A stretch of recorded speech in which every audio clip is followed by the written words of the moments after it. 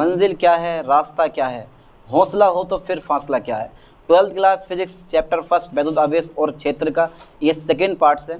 अगर पहला पार्ट्स नहीं देखा है तो डिस्क्रिप्शन में वीडियो का लिंक डाल दूंगा, वहाँ जाकर उस पार्ट्स को देख लेना, और देखना ही है तभी ये वाला पार्ट समझ में आने वाला।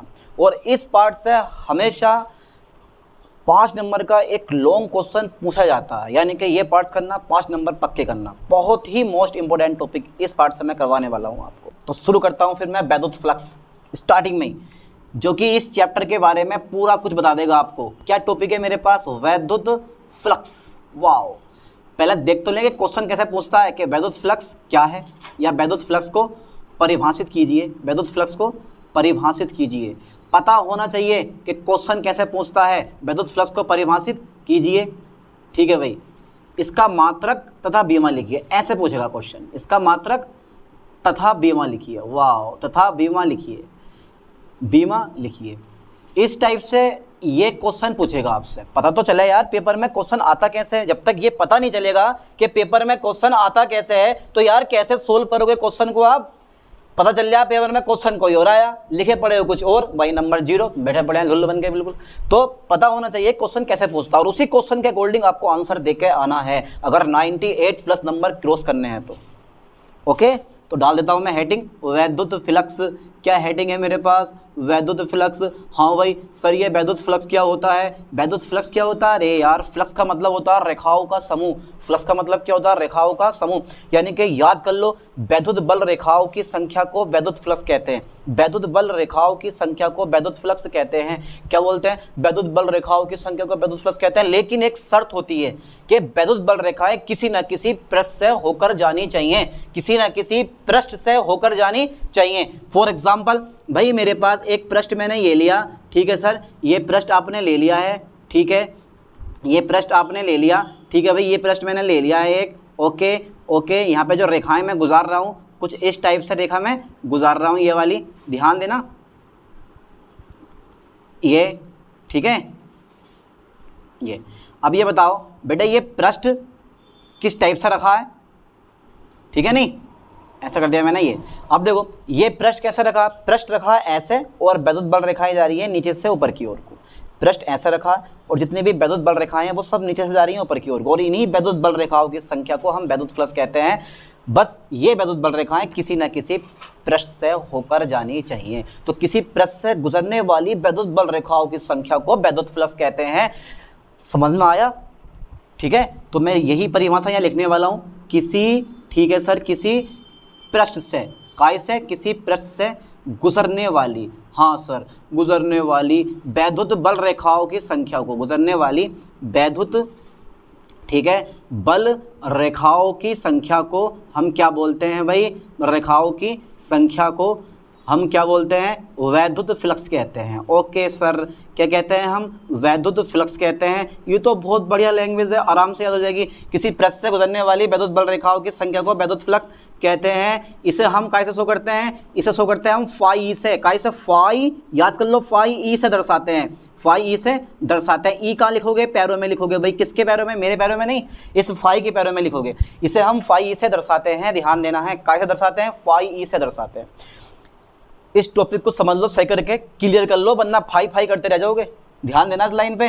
तो वैद्युत बल रेखाओं की संख्या, वैद्युत बल रेखाओं की संख्या को हम क्या बोलते हैं? वैद्युत फ्लक्स कहते हैं। इसे फाई से दर्शाते हैं। ओके, ठीक है भाई। इस तल को मैं यार किसी ना किसी कोण पे रख दे रहा हूँ। हाँ सर यार, मज़ा नहीं आ रहा देखने में। इस तल को आप किसी ना किसी कोण पे बना दो। हाँ भाई, लो, हम भी किसी कोण पे बना देंगे। हम क्या डरे हैं इससे? लो, हमने बना दिया किसी कोण पे। कितने कोण पे बना दिया मैंने? ये बेटे, ये मैंने बना दिया कितने कोण पे? थीटा कोण पे मैंने बना दिया। ठीक है, रेखाएं हमारी थोड़ी सी गड़बड़ हो गई हैं। थोड़ी सी रेखा मैं इस टाइप से ले रहा हूँ इसको, और यहाँ से मैं एक एंगल शो कर दे रहा हूँ। कितना? थीटा। क्या शो कर दिया बेटे मैंने यहाँ पे? थीटा। ये एंगल कितना है मेरे पास? थीटा। ध्यान देना, ना दिख रहा हो लिख लेना थीटा। कौन सा कोण है मेरे पास? थीटा। तो मैंने इन रेखाओं को थोड़े से कोण पर घुमा दिया है। ठीक है, इन वैद्युत बल रेखाओं को, यानी कि पृष्ठ को मैंने एक थीटा कोण पर घुमा दिया। मान लें, माना ये वाला पृष्ठ वैद्युत क्षेत्र में थीटा कोण बनाते हुए रखा, तो क्या होने वाला? ठीक है सर, बताओ जरा। माना एक पृष्ठ, ठीक है, माना एक पृष्ठ, हाँ भाई, वैद्युत क्षेत्र में, काय में? वैद्युत क्षेत्र में, हाँ भाई, वैद्युत क्षेत्र में थीटा कोण बनाते हुए रखा है। थीटा कोण बनाते हुए रखा है, बनाते हुए रखा है। ठीक है भाई, बनाते हुए रखा है। तब इस पृष्ठ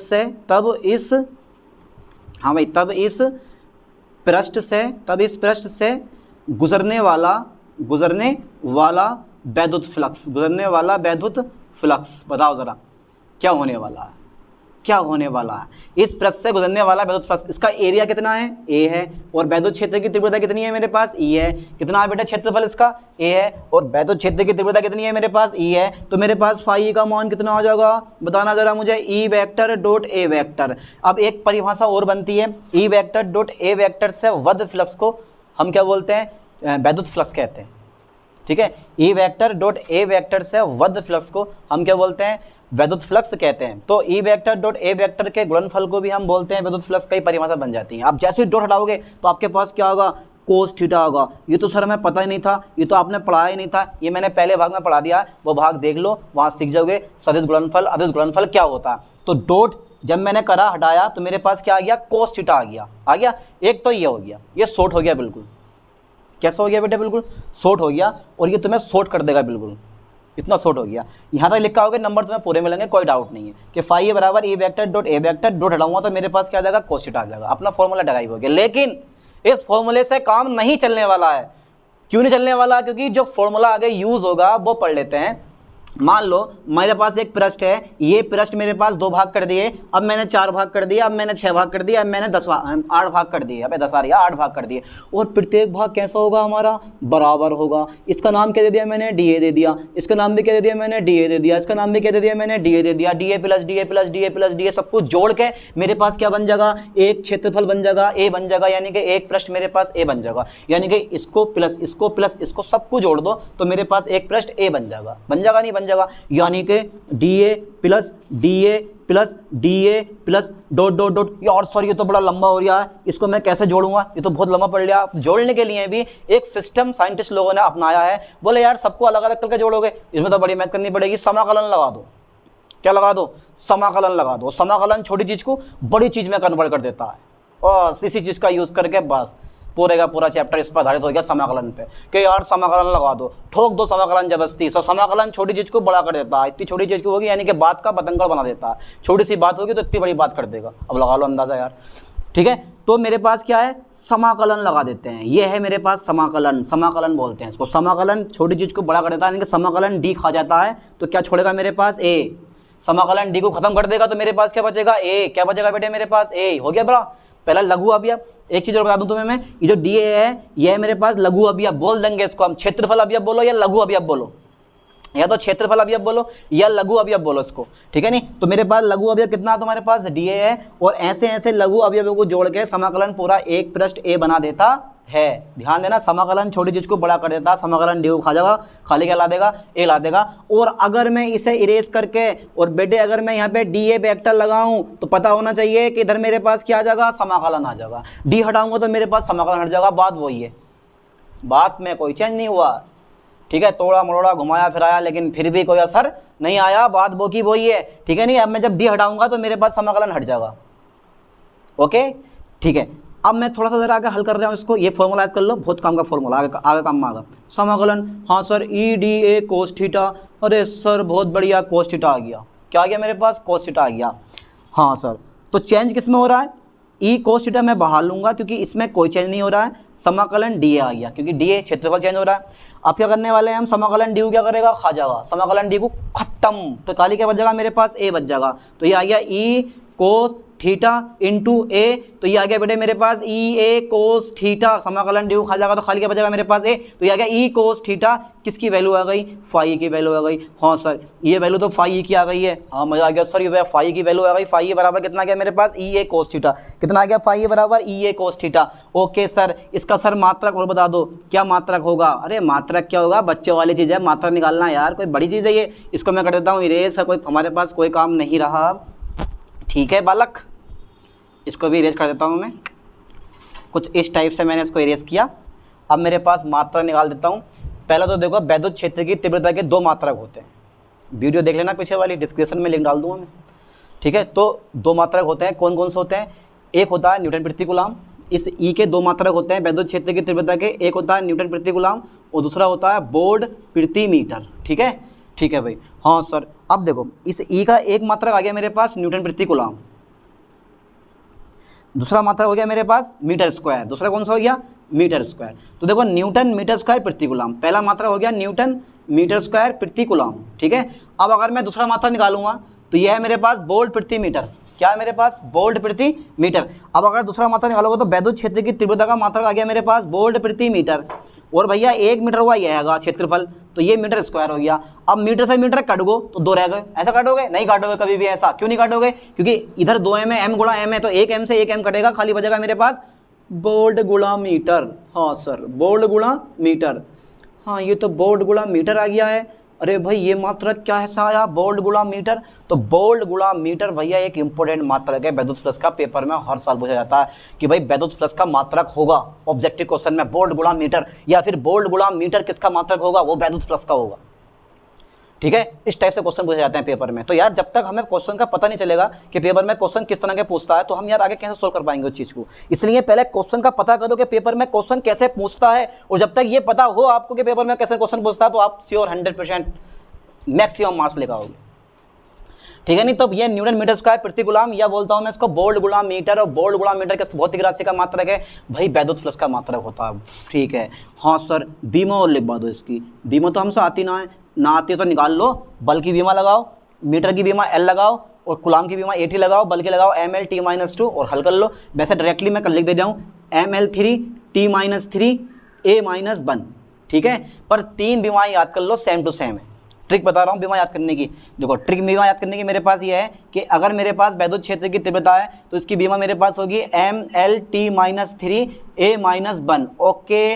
अगर मेरे पास बीमा विभव की है, विभांतर की बीमा है, तो विभांतर की बीमा मेरे पास होगी ML_T-3A-1, ठीक है। यहाँ जगह मेरे पास 2 ML2T-3A-1, और अगर मेरे पास निकालनी है फाई की बीमा तो मेरे पास आ जाएगा ML3T-3A-1। देखो तीनों बीमाएं सेम है, ई बी फाई, ई क्या है वैद्युत क्षेत्र की तीव्रता, और भी क्या है विभवांतर है, वोल्टेज है जो कि घरों में आते हैं, लाइट प्रवाहित होती है, और मेरे पास ये क्या फाई है वैद्युत फ्लक्स है, फाई क्या है मेरे पास वैद्युत फ्लक्स है, वही 3 बीमाएं। तो वैद्युत फ्लक्स की बीमा क्या होती है ML3T-3A-1, याद करो ठीक से, और वैद्युत फ्लक्स यहीं कंप्लीट हो जाता है, यहीं वैद्युत फ्लक्स कंप्लीट हो जाता है। इसके बाद पढ़ाता हूँ मैं आपको घनकोण, तब तक यहाँ तक का आप स्क्रीनशॉट ले लो, देख लो, इसको याद कर लो से करके, कर दें रेस, ठीक है भाई।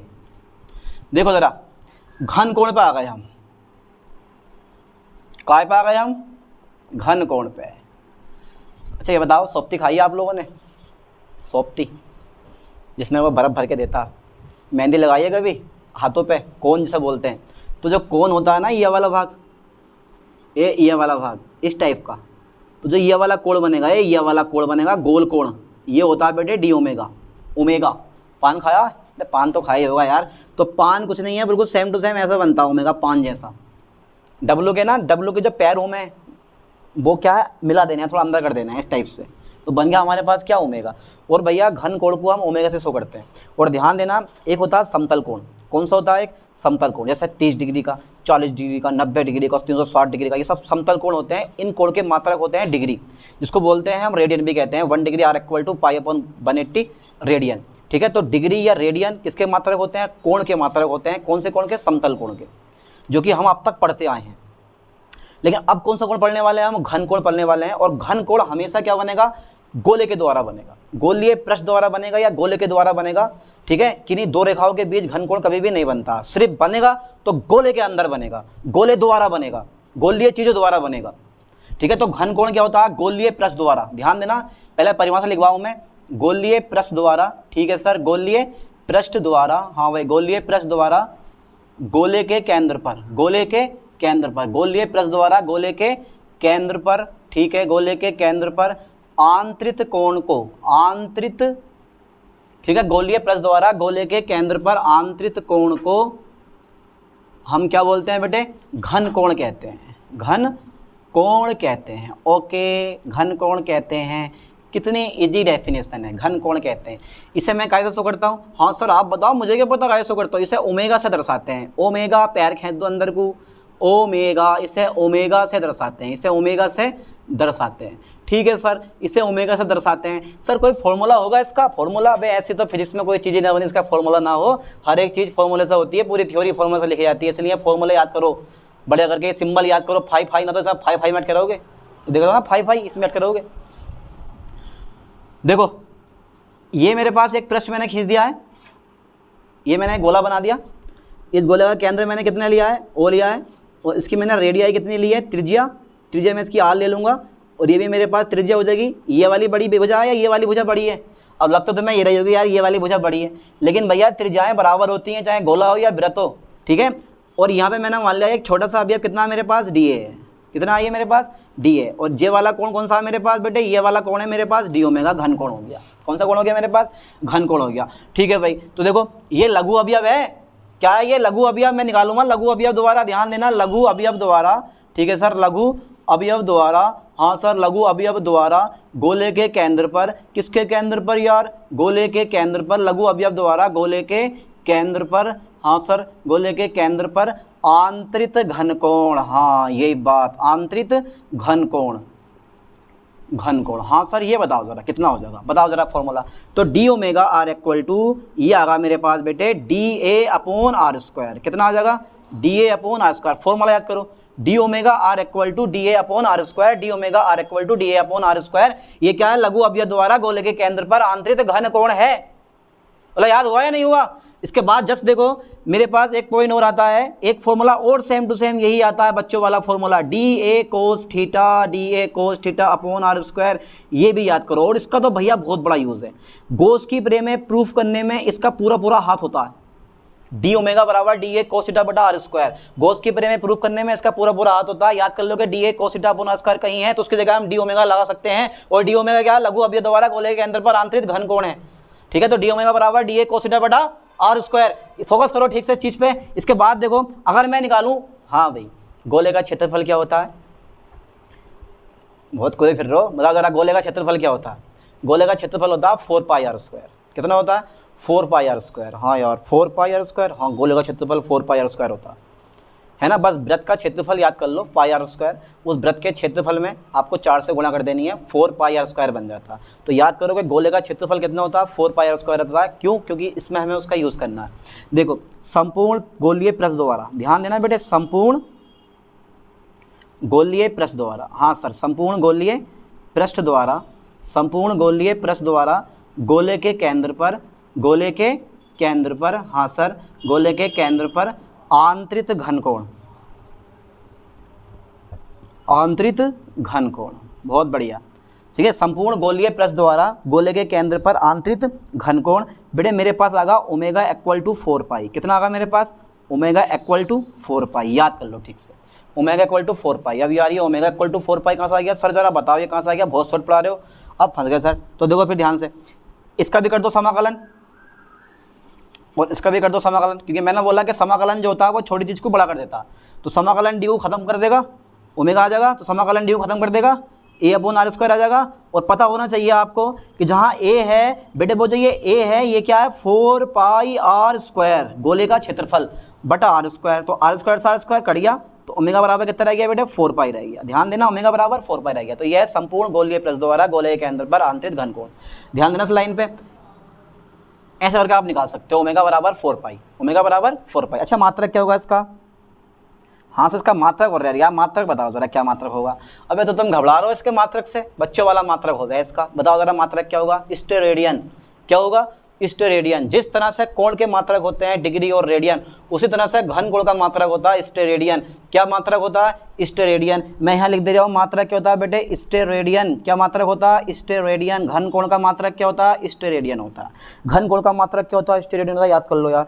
तो फॉर्मूले मेरे पास 3 बन गए, तीनों के हाथ हैं। डी ओमेगा बराबर डी ए बटा आर स्क्वायर, डी ओमेगा बराबर डी ए कोस थीटा बटा आर स्क्वायर। और अगर मैं संपूर्ण गोलीय पृष्ठ द्वारा निकालूंगा तो मेरे पास आ जाएगा ओमेगा बराबर 4 पाई। और ओमेगा बराबर 4 पाई कहाँ से आया? यहाँ से निकल कर आया। मात्रक हमारे पास क्या गया? स्टेरेडियन आ गया। अब पढ़ते हैं इन सब का यूज, यानी कि विद्युत फ्लक्स का भी यूज, घन कोण का भी यूज, किसमें? गॉस की प्रमेय को प्रूफ करने में। तब तक यहाँ तक का स्क्रीनशॉट लें, इसके बाद देखेंगे विद्युत फ्लक्स और घन कोण क्या होता है, ये मैंने बता दिया।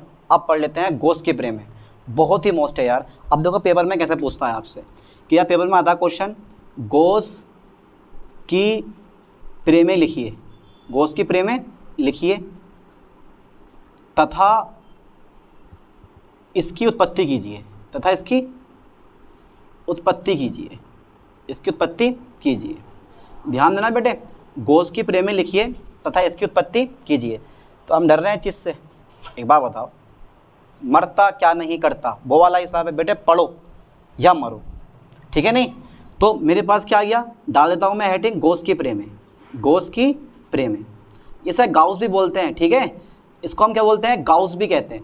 गोस की प्रेमे को ना हम गाउस भी कहते हैं, इसका नाम होता है गाउस भी बोला जाता है, गाउस की प्रेमे। अपनी एनसीईआरटी बुक में गाउस लिखा हुआ है। अब होती क्या, जरा सही करके समझो इस चीज़ को, जब तक समझोगे नहीं ना तब तक ये दिमाग में फंसने वाला है ही नहीं, रट्टा कब तक मारोगे, इतने बड़े डेरिवेशन याद कर लोगे हैं। समझो सिर्फ इस चीज़ को।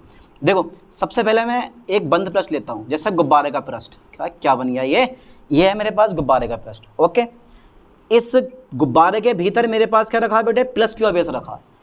मैंने गुब्बारा मान लिया, हाँ सर मान लिया। इसके भीतर मैंने क्या रख दिया, प्लस क्यू आवेश रख दिया, हाँ रख दिया। अब इससे क्या होंगी, वैद्युत बल रेखाएं बाहर निकलेंगी। और यू नो, आपको पता होना चाहिए कि इन वैद्युत बल रेखाओं की संख्या को हम क्या बोलते हैं, वैद्युत फ्लक्स कहते हैं। क्या कहते हैं, वैद्युत फ्लक्स कहते हैं। अब ये वैद्युत फ्लक्स इस आवेश पे डिपेंड करेगा, ये वैद्युत फ्लक्स इस आवेश पे क्या करेगा, डिपेंड करेगा। याद कर लो ठीक से, ये जो वैद्युत फ्लक्स जा रहा है ना बेचारा, ये वैद्युत फ्लक्स इस आवेश पे डिपेंड करेगा। जितना ज्यादा आवेश होगा वैद्युत फ्लक्स उतना ज्यादा होगा, और जितना आवेश कम होगा वैद्युत फ्लक्स उतना कम होगा, ठीक है नहीं। यानी कि किसी बंद पृष्ठ के साथ बंद है तो किसी बंद पृष्ठ से गुजरने वाला वैद्युत फ्लक्स, यानी कि इस प्रेमे के अनुसार, इस प्रेमे के अनुसार, ठीक है, इस प्रेमे के अनुसार, ठीक है सर, इस प्रेमे के अनुसार। आगे बताओ, किसी, हाँ भाई, किसी बंद पृष्ठ से, काय से, किसी बंद पृष्ठ से गुजरने वाला, हाँ भाई, किसी बंद पृष्ठ से गुजरने वाला कौन सा फ्लक्स, वैद्युत फ्लक्स, ठीक है भाई, वैद्युत फ्लक्स, ठीक है सर। किसी बंद पृष्ठ से गुजरने वाला वैद्युत फ्लक्स, किसी बंद पृष्ठ से गुजरने वाला वैद्युत फ्लक्स, हाँ यार, उस पृष्ठ द्वारा घिरे, उस पृष्ठ द्वारा घिरे, ध्यान देना, उस पृष्ठ द्वारा घिरे कुल आवेश का, कुल आवेश का कितना होता है बेटे, कुल आवेश का 1/ε0 गुना होता है। ध्यान देना, लाइन पे होता है। अर्थात अगर मैं पॉइंट लूं तो मेरे पास फाई ई बराबर आ जाएगा Q/ε0, और ये हमारी गॉस की प्रेमे, ठीक है। तो देखो क्या, इस प्रेमे के अनुसार किसी बंद पृष्ठ से, काय से बेटे, किसी बंद पृष्ठ से गुजरने वाला वैद्युत फ्लक्स, क्योंकि वैद्युत बल रेखाओं की संख्या को हम वैद्युत फ्लक्स कहते हैं, ठीक है। तो किसी बंद पृष्ठ से गुजरने वाला वैद्युत फ्लक्स उस पृष्ठ द्वारा घिरे, उस पृष्ठ द्वारा घिरे कुल आवेश का 1/ε0 गुना होता। अगर इस तरह का चित्र बना के आप याद करते हो तो जिंदगी भर, लाइफ टाइम कभी भूलने वाले नहीं हो आप इस चीज़ को, समझ गए।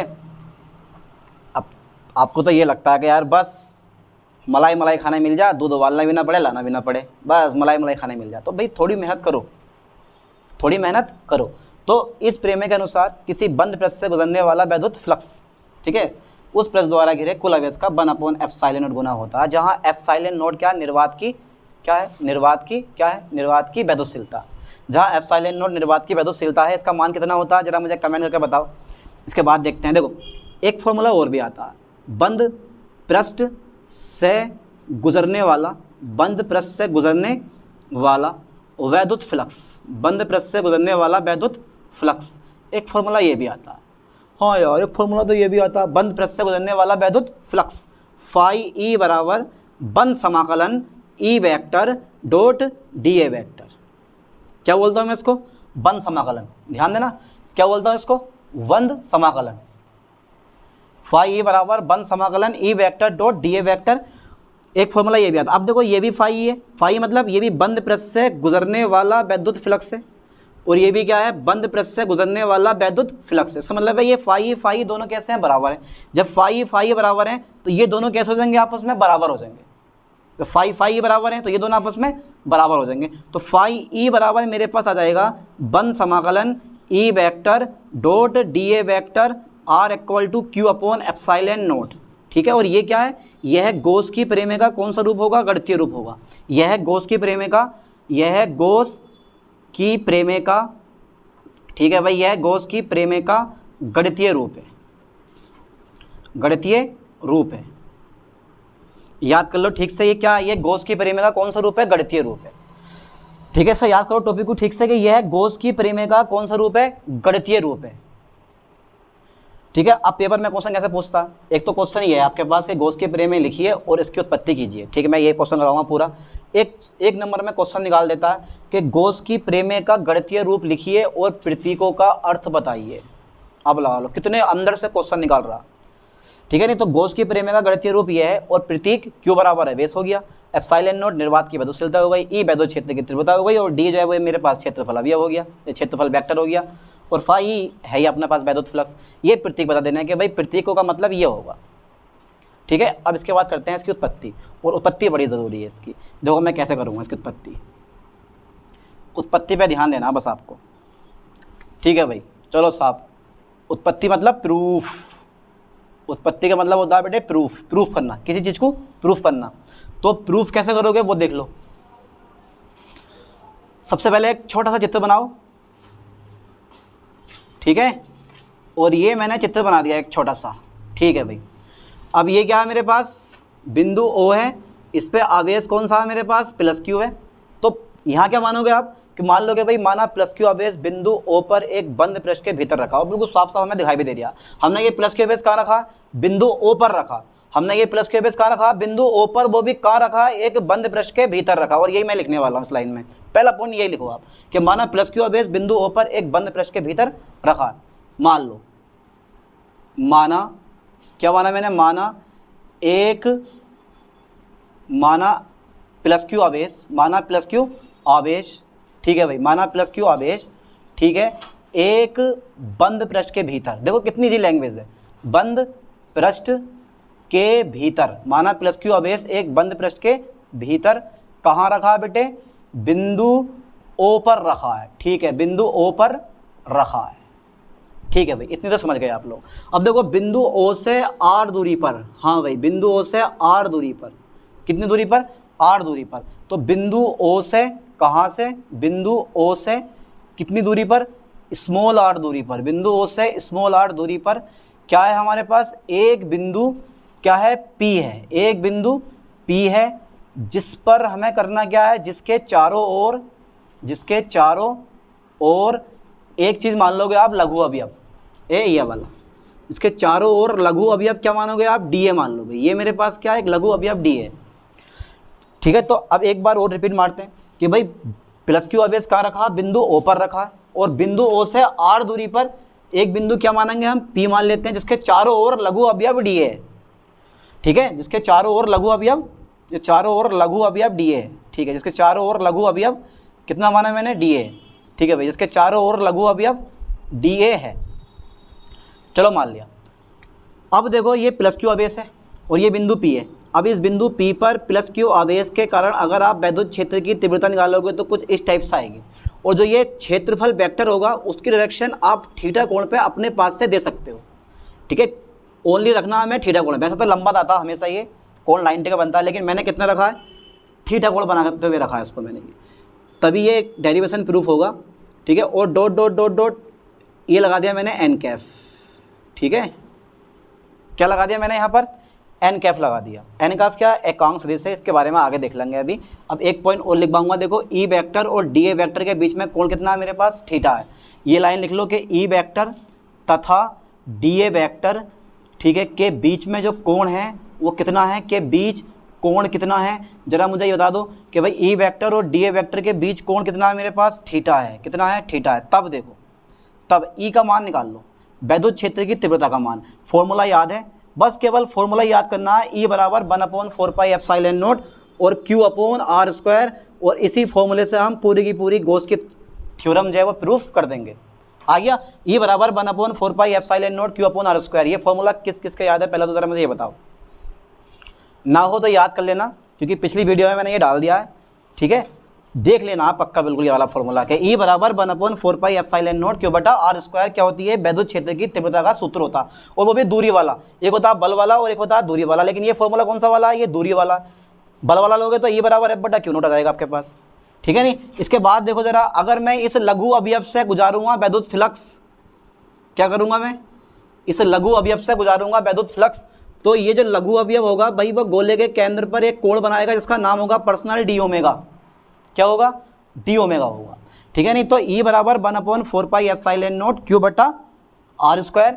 और जो ये एंगल मैंने बनाया है, ये कौन सा कोण बनाया मैंने? घन कोण बनाया। किसके द्वारा बनाया? ये इस लघु अवयव के द्वारा बना, संपूर्ण प्लस द्वारा मैंने लिया ही नहीं है। ठीक है नहीं, अब देखो जरा आगे, इस लघु अवयव से गुजरने वाला निकाल दे रहा हूँ मैं, लघु अवयव से, ठीक है भाई, लघु अवयव से गुजरने वाला वैद्युत फ्लक्स। हाँ भाई, गुजरने वाला कौन सा फ्लक्स? वैद्युत फ्लक्स। किससे? लघु अवयव से। तो लघु अवयव से गुजरने वाला वैद्युत फ्लक्स, क्या फॉर्मूला बना मेरे पास वैद्युत फ्लक्स का? लघु अवयव से गुजरने वाला वैद्युत फ्लक्स, तो अवयव छोटा है तो फ्लक्स भी भाई बहुत छोटा गुजरेगा। ई वेक्टर डॉट डी वेक्टर। ठीक है, अवयव छोटा होगा तो फ्लक्स भी छोटा गुजरेगा। ऐसा नहीं है कि भाई अवयव इतना छोटा है तो फ्लक्स जा रहा है इतना बड़ा। अवयव छोटा होगा तो फ्लक्स भी छोटे गुजरेगा, इसलिए मैंने यहाँ डी लगाया। क्या लगाया मैंने? यहाँ डी लगाया। अवयव छोटा है तो फ्लक्स भी कैसा होगा मेरे पास? छोटा होगा। लेकिन पीछे जो मैंने वैद्युत फ्लक्स में बढ़ाया आपको कि अगर यहाँ समाकलन लगा दोगे तो ये वाला डी क्या होगा? अपने आप हट जाएगा। इधर का भी समाकलन हो जाएगा, इधर का भी समाकलन हो जाएगा। लेकिन हमें करना है अभी इस लघु अवयव से गुजारना है कि भाई लघु अवयव से कितना वैद्युत फ्लक्स गुजरेगा। तो डी फाई ई बराबर E vector dot D A vector. और अब पता है आपको कि भाई इसके साथ क्या होने वाला। जैसे ही मैं डॉट हटाऊंगा तो तुरंत मेरे पास क्या आ जाएगा? जैसे ही मैं डॉट हटाऊंगा तुरंत मेरे पास कोस थीटा आ जाएगा। ठीक है नहीं, तो यहाँ आ जाएगा मेरे पास E D A cos theta. अब भैया ये जो तुम देख रहे हो ना ई, ये हमने फालतू में नहीं लिखा, इसका यूज़ यहाँ होने वाला है। इसको पकड़ो और उठा के यहाँ रख दो, यानी कि समीकरण 1 से ई का मान यहाँ रख दो उठा के। तो मैं यही लिखने वाला हूँ, देखो समीकरण 1 से ई का मान लगा दो, लगा उठाओ पकड़ के सेकर कैसे है, यहाँ लगा दो 1/4πε0 और Q/R स्क्वायर। 1/4πε0 Q/R square. और भैया रह गया ये डी ए कोस थीटा। कितना रह गया मेरे पास? ये डी ए कोस थीटा। आप गुणा में चीज़ें ना आगे पीछे कर सकते हो। इसको Q की इधर ले आओ और इसको मैं इधर लेकर आ रहा हूँ। हमें इतना तो पता ही होगा आप लोगों को, ये आया Q/4πε0 और यह आ जाएगा तुम्हारे पास डी ए कोस थीटा अपॉन कितना हो जाएगा आपके पास? R स्क्वायर हो जाएगा। ठीक है, Q/4πε0 D A cos theta बटा R स्क्वायर। और आई होप कि यहाँ तक का आपने स्क्रीनशॉट ले लिया होगा। मैं इसको कर देता हूँ इरेज। ठीक है, चलो आगे देखो। अब मुझे कह रहा है मेरे पास 4πε0 है, इधर 4πε0 है। तो अब पता होना चाहिए कि डी ए कोस थीटा बटा R स्क्वायर। अभी पढ़ाया मैंने तो मैं घन कोण कि भाई डी ओमेगा बराबर डी ए कोस थीटा बटा R स्क्वायर होता है। बस इसकी जगह आपको डी ओमेगा रख देना है। ठीक है, तो मेरे पास चल रहा है बराबर डी फाई, तो ये बराबर आ जाएगा मेरे पास डी फाई ई बराबर हो जाएगा मेरे पास कितना? डी फाई ई बराबर हो जाएगा आपके पास Q/4πε0 और क्या आ जाएगा तुम्हारे पास? D omega. कितना आ जाएगा तुम्हारे पास? डी ओमेगा आ जाएगा। ठीक है, आ गया भाई। अब भैया ये तो था लघु अवयव से गुजरने वाला। अब मान लो अगर पूरे पृष्ठ से गुजरेगा वैद्युत फ्लक्स तो कितना गुजरेगा? तो मैं लिख दे रहा हूँ यहाँ पे, देखो संपूर्ण गोलीय पृष्ठ, ध्यान देना, संपूर्ण गोलीय पृष्ठ द्वारा संपूर्ण गोलीय पृष्ठ से गुजरने वाला वैद्युत फ्लक्स।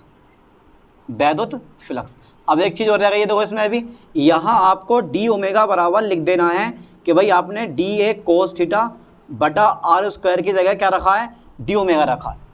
ठीक है नहीं, तो आप देखो संपूर्ण गोलीय पृष्ठ से गुजरने वाला वैद्युत फ्लक्स ये हो जाएगा मेरे पास कितना? फाई ई।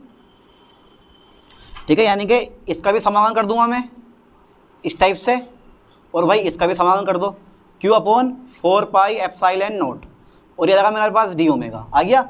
अब मैं क्या करूँगा? समाकलन डी को खा जाएगा, इसलिए मैं शॉर्ट एक स्टेप बता दे रहा हूँ। फाई ई बराबर इस समाकलन को क्या करोगे? अंदर ले जाओ। लो साहब, ये आ गया अंदर Q/4πε0 और समाकलन आ गया मेरे पास अंदर। और पता होगा आप समाकलन क्या करने वाला साथ में इसके, तो समाकलन इस डी को खा जाएगा। अब जैसे ही खागा तो छोड़ेगा क्या? ओमेगा। तो Q/4πε0 समाकलन डी को खा गया तो क्या छोड़ दिया इसने? ओमेगा। और अब तुम्हें पता है कि भाई ओमेगा का मान कितना होता है? पीछे देखो घन कोण में कितना होता है ओमेगा का मान? ओमेगा का मान होता है बेटे 4π। कितना होता है? 4π, क्योंकि ओमेगा बराबर कितना होता है? 4π। ठीक है नहीं, और भाई इस 4π से ये वाला 4π कट गया तो Q/ε0 मेरे पास रह गया। और यही क्या है मेरे पास? गॉस की प्रमेय है। यही क्या है मेरे पास? गॉस की प्रेम है। ध्यान देना, ये क्या है, गॉस की प्रेम है। ठीक है, ये क्या है, गॉस की प्रेम है, ये है गॉस की प्रेम है। तो फाई बराबर क्यू अपॉन एप्सिलॉन नॉट क्या है, ये गॉस की प्रेम है। ठीक है, तो यहाँ तक का स्क्रीनशॉट लें, ये बिल्कुल प्रूफ हो गया है। और इसके बाद देखते हैं अब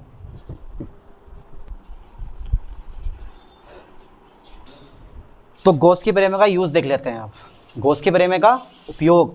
ठीक है, तो गॉस की प्रेम का उपयोग कहाँ कहाँ होता है वो देखते हैं। सबसे पहले तार में, चादर में, फिर गोले में। 3 पॉइंट पढ़ना और प्लेट भी पढ़ लेनी है बीच में, प्लेट तो रह रही है, प्लेट भी पढ़ लेनी है बीच में। तो कितनी जगह यूज़ करेंगे हम, एक जगह करेंगे तार में, दूसरी जगह चादर पढ़ेंगे, तीसरी जगह प्लेट पढ़ेंगे और चौथी जगह गोला पढ़ेंगे। फिलहाल तो तार सबसे मोस्ट इंपॉर्टेंट क्वेश्चन है। कौन सा क्वेश्चन है, तार। और इस तार को, चादर को, गोले को हल करने से पहले हमें 3 फॉर्मूले याद करने हैं। और अगर वो 3 फॉर्मूले याद हो गए हमारे, तो हम जो है तार, चादर, गोला वगैरह सब आसानी से कर लेंगे। ठीक है, देखो 3 फॉर्मूले याद करो पहले, 3 फॉर्मूले याद करो। और 3 फॉर्मूले कौन कौन से हैं वो मैं चेक कर लेता हूँ एक बार। तो पहला फॉर्मूला है मेरे पास रैखिक आवेश घनत्व, रैखिक आवेश घनत्व पहला फॉर्मूला। परिभाषा में लिखवाऊंगा नहीं, सिर्फ फॉर्मूले से काम चल जाएगा, खुद लिखना परिभाषा अपने आप। अगर फॉर्मूला याद है तो यार परिभाषा तुम खुद क्यों नहीं लिख सकते। लैम्डा बराबर क्यू अपॉन एल, लैम्डा बराबर क्यू अपॉन एल, पहला फॉर्मूला बन गया। अच्छा ये बताओ मुझे मात्रा क्या हो जाएगा इसका, मात्रा बताओ। आवेश का मात्रा कुलाम और लंबाई का मात्रा मीटर, कुलाम प्रति मीटर। ठीक है, आवेश का मात्रा कुलाम और लंबाई का मात्रा मीटर, कुलाम प्रति मीटर। ओके ठीक है, ये आ गया रैखिक आवेश घनत्व। इसके बाद में जस्ट मैं लूँगा पृष्ठ आवेश घनत्व, पृष्ठ आवेश घनत्व, पृष्ठ आवेश घनत्व सिग्मा बोलता हूँ, इसे याद कर लिया। सब बोलते हैं लैम्डा, क्या बोलता हूँ इसको मैं, लैम्डा। इसको बोलता हूँ आधा ना को बोलता हूँ सिग्मा, क्या बोलते हैं इसको हम, सिग्मा। पढ़ो, मेहनत करो। सिग्मा बराबर हो गया मेरे पास क्यू अपॉन ए। कितना हो गया बेटे, क्यू अपॉन ए। अब देखो चादर तो ओढ़ते हो गए, वो वाली चादर ले लेनी है हमें। ठीक है, ये वाली चादर देख रहे हो ना आप, ये जो बोर्ड तुम्हें दिखाई दे रही है, इस टाइप की चादर होती है, 4 कोने होते हैं जिसके। और भैया 4 कोने हैं तो उसके लिए भैया हमारा पृष्ठ आवेश घनत्व यूज़ होगा। क्या यूज़ होगा, पृष्ठ आवेश घनत्व यूज़ होगा। और अगर तार है तो उसके लिए हमारे पास क्या यूज़ होगा, रैखिक आवेश घनत्व होगा। और अगर ठोस गोला है मेरे दोस्त, क्या है यार, ठोस गोला है, तो उसके लिए यूज़ होगा आयतन आवेश घनत्व। क्या यूज़ होगा, आयतन आवेश घनत्व। हाँ सर बहुत बढ़िया, आयतन आवेश घनत्व रो बराबर किसके बराबर, रो। क्या बोलते हैं इसको हम, रो। तो रो बराबर हो जाएगा क्यू अपॉन भी, रो बराबर क्यू अपॉन भी। कितना होगा बेटे मेरे पास, रो बराबर क्यू अपॉन भी। अच्छा ये बताओ इसका मात्रा क्या आ जाएगा, इसका मतलब हो जाएगा आवेश का मात्रा कुलाम और क्षेत्रफल का मात्रा मीटर स्क्वायर, कुलाम प्रति मीटर स्क्वायर। और यह है आयतन, विभांतर नहीं है यहाँ, क्या है ये आयतन होता है। आवेश का मात्रा कुलाम और आयतन का मात्रा हो गया मीटर क्यू, कुलाम प्रति मीटर क्यू। क्या हो गया, कुलाम प्रति मीटर क्यू। तो पृष्ठ आवेश घनत्व सिग्मा का जो मात्रक होता है, यानी कि पृष्ठ आवेश घनत्व सिग्मा की जो वैल्यू आती है वो आती है क्यू अपॉन ए, कुलाम प्रति मीटर स्क्वायर। और जो आयतन आवेश घनत्व रो बराबर कितना था, क्यू अपॉन भी, क्यू अपॉन भी, कुलाम प्रति मीटर क्यू। तीनों फॉर्मूला याद करो और इन तीनों फॉर्मूलों का बहुत बड़ा यूज होने वाला है। पहला फॉर्मूला कौन सा, रैखिक आवेश घनत्व, तार के लिए यूज होगा। दूसरा फॉर्मूला पृष्ठ आवेश घनत्व, पृष्ठ के लिए यूज होगा। और तीसरा फॉर्मूला हमारा आयतन आवेश घनत्व, तो गोले के लिए यूज होगा। गोला मतलब गोल गोल गोल। ठीक है, चलो यहाँ तक का स्क्रीनशॉट ले लो इसको, इसके बाद मैं इसे इरेज कर देता हूँ। ले लिया, लो खींचो, बस हो गया। चलो फिर देखो आगे। ठीक है सर, अब भैया पेपर में जो क्वेश्चन पूछता है, एक वेरी इंपॉर्टेंट क्वेश्चन है, बहुत ही मोस्ट क्वेश्चन है यार, पढ़ लो ठीक से। गॉस की प्रेमे का उपयोग करके, किसकी, गॉस की प्रेमे का। हाँ सर, गॉस की प्रेमे का क्या करके, उपयोग करके। हाँ सर आगे बताओ, गॉस की प्रेमे का उपयोग करके, उपयोग तो कर लेंगे। अनंत लंबाई के, अनंत लंबाई के, हाँ अनंत लंबाई के सीधे तार के निकट, सीधे तार के निकट, सीधे तार के निकट। ठीक है भाई, गॉस की प्रेमे का उपयोग करके, गॉस की प्रेमे का उपयोग करके अनंत लंबाई के सीधे तार के निकट वैद्युत क्षेत्र की तीव्रता, वैद्युत क्षेत्र की तीव्रता का व्यंजक ज्ञात कीजिए। ठीक है, पूरा क्वेश्चन पूछता। ठीक है, गॉस के प्रेमे का उपयोग करके अनंत लंबाई के सीधे तार के निकट वैद्युत क्षेत्र की तीव्रता का व्यंजक स्थापित कीजिए। क्वेश्चन ऐसे ही पूछेगा सेम टू सेम। अब चौंक मत जाना, तार है ये, गॉस के बारे में उपयोग करना है, और हर साल 5 नंबर में एक क्वेश्चन आता है, इस साल ही पक्का फंसेगा, याद कर लो ठीक से। ना भी फंसा तो इसका न्यूमेरिकल तो हर साल आता ही आता है यार। ओके चलो मैं करवाता हूँ। सबसे पहले एक तार बना लो, तार देखा ना, देखो अब देखो ये मेरे पास एक तार है, मान लो एक तार है, जैसे तार नहीं है मार्कर है ये, चलो मान लेते हैं कि मानने में क्या जा रहा है, तार है। अब इस वाले भाग को बोलते हैं हम वक्र पृष्ठ। क्या बोलते हैं? वक्र पृष्ठ। क्या बोलते हैं? वक्र पृष्ठ।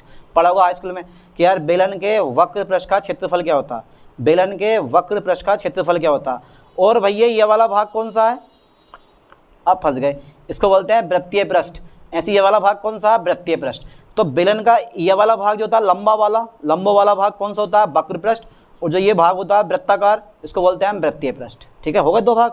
ओके चलो, एक मैंने तार बना लिया, तार बेलनाकार होता है। तार कैसा होता है बेटे, बेलनाकार होता है। और इस बेलन पर ये जो प्लस क्यू आवेश है वो एक समान रूप से बिखरा हुआ है। ठीक है, तो सबसे पहले मैं निकाल दे रहा हूँ तार का रेखिक आवेश घनत्व। ध्यान देना बेटे, तार का रेखिक आवेश घनत्व, तार का रेखिक आवेश घनत्व। ठीक है सर, तार का रेखिक आवेश घनत्व लैम्डा बराबर Q अपॉन L। बहुत बढ़िया, तो Q का मान कितना आ गया बेटे, ये भाग वाला गुणा में पहुंच जाएगा तो आ जाएगा Q बराबर लैम्डा L। Q बराबर lambda L, question number first हो गई। तो तार का रेखिक आवेश घनत्व लैम्डा बराबर Q अपॉन L, तो Q बराबर हो गया मेरे पास कितना, लैम्डा L। Q बराबर लैम्डा L। ओके सर, आगे देखो, तार से r दूरी पर एक बिंदु क्या है मेरे पास, P है। तार से r दूरी पर एक बिंदु P है। ठीक है, आगे लिखो, तार से स्मॉल r दूरी पर एक बिंदु क्या लिया है मैंने, एक बिंदु P लिया है। एक बिंदु मेरे पास P है, हाँ है, जिस पर हमें करना क्या है, हाँ यार जिस पर हमें करना क्या है, और भाई जिस पर हमें वैद्युत क्षेत्र की तीव्रता याद करनी है, जिस पर वैद्युत क्षेत्र की तीव्रता याद करनी है, वैद्युत क्षेत्र की, हाँ भाई जिस पर वैद्युत क्षेत्र की तीव्रता ज्ञात करनी है, तीव्रता ज्ञात करनी है। ओके सर, जिस पर वैद्युत क्षेत्र की तीव्रता ज्ञात करनी है। तार से r दूरी पर एक बिंदु P है जिस पर वैद्युत क्षेत्र की तीव्रता ज्ञात करनी है। ओके, अब देखो, तार के चारों ओर मैं एक बेलनाकार गॉसिय पृष्ठ खींच दूंगा। क्या कर दूंगा मैं, तार के चारों ओर एक बेलनाकार गॉसिय पृष्ठ में क्या कर दूंगा, खींच दूंगा। हाँ सर खींच दो, चलो हम डर रहे हैं, कौन सा डर रहे हैं हम लोग, खींच दिया मैंने। ठीक है भाई, तार के चारों ओर एक बेलनाकार मैंने गॉसिय पृष्ठ खींच दिया इस टाइप से। ठीक है भाई, तार के चारों ओर एक बेलनाकार गॉसिय पृष्ठ मैंने खींच दिया, क्योंकि तार की लंबाई कैसी है, अनंत है। आप कितना भी बड़ा लंबा तार बना सकते हो। तो तार के चारों ओर एक बेलनाकार गॉसिय पृष्ठ खींचते हैं जो बिंदु P से होकर जाता है। तार के चारों ओर, ठीक है, तार के चारों ओर एक बेलनाकार, तार के चारों ओर बेलनाकार गॉसिय पृष्ठ खींचते हैं, गॉसिय पृष्ठ खींचते हैं। ठीक है सर, खींचते हैं। ओके, खींच दिया, जो बिंदु P से होकर जाता है, जो बिंदु P से होकर जाता है, जो बिंदु P से होकर जाता है। तब देखो, अब देखो इस पॉइंट पे ना, इस बिंदु P पर जो मेरे पास E वेक्टर होगा वो इधर को होगा, और इस पॉइंट पे भी जो E वेक्टर होगा वो हमेशा इधर को होगा, क्योंकि वैद्युत क्षेत्र की दिशा समान होगी, कभी चेंज नहीं होगी। ठीक है, और DA वेक्टर मेरे पास इधर को होगा, और इसमें DA वेक्टर इधर को होगा बेटे, तुम्हारे पास ऊपर को होगा। ध्यान देना, ये जो DA वेक्टर होता है ना, ये हम इस पृष्ठ के लंबवत लेते हैं। देखो यहाँ कोण कितना बनना है मेरे पास, 90 का, और यहाँ कोण कितना है मेरे पास। अच्छा ये बताओ, E वेक्टर और DA वेक्टर के बीच कोण कितना है, E वेक्टर और DA वेक्टर समांतर है, और जो लाइन समांतर होती हैं उनके बीच में जो कोण बनता है वो 0 डिग्री का बनता है। तो यहाँ E वेक्टर और DA वेक्टर समांतर है, और जब E वेक्टर और DA वेक्टर समांतर है तो कोण कितने का बना, 0 डिग्री बना। और यहाँ पर E वेक्टर और DA वेक्टर कैसे हैं यार, लंबवत हैं, तो कोण कितना बना, 90 डिग्री बना। कितना बना, कोण यहाँ 90 डिग्री बन रहा है और यहाँ पे 0 डिग्री। तो अगर 2 रेखाएं लंबवत हैं तो कोण 90 बनता है, और 2 रेखाएं समांतर हैं तो कोण हमारा कितना बनता है, 0 डिग्री का बनता है। देखो तब वक्र पृष्ठ से, तब बेलन के, काय के, बेलन के, ठीक है, वक्र पृष्ठ से गुजरने वाला वैद्युत